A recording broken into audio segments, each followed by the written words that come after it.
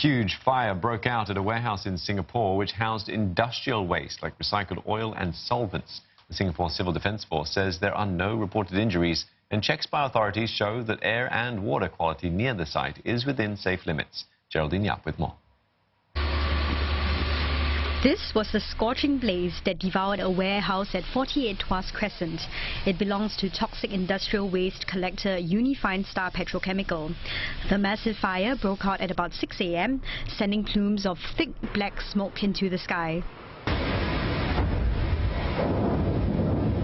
Eyewitnesses said they heard multiple explosions, which the SCDF said were from metal drums storing flammable industrial liquids. The inferno gutted an area the size of about one football field, and the SCDF said it's one of the biggest they have fought in recent months. Over 30 emergency vehicles and about 130 firefighters were deployed. 3 unmanned firefighting machines were also used to drown the flames. The fire was put out after about 6 hours, and damping down operations have been carried out to prevent the fire from rekindling. Our immediate priority was to make sure that the fire didn't spread to the other premises. So the buildings to the immediate left and right of this premises that was affected were actually protected from fire spread.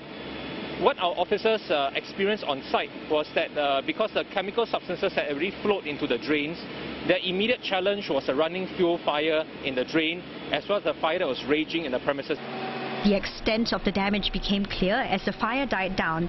Part of the warehouse collapsed under the heat, and the impact from the explosions also shattered windows and glass panels at a nearby bus stop.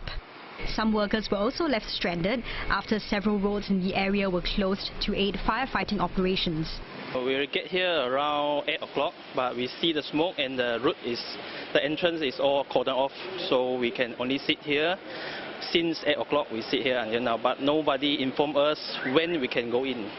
Unifine Star Petrochemical said it couldn't comment on how much the damages will cost at the moment. The cause of the fire is now under investigation.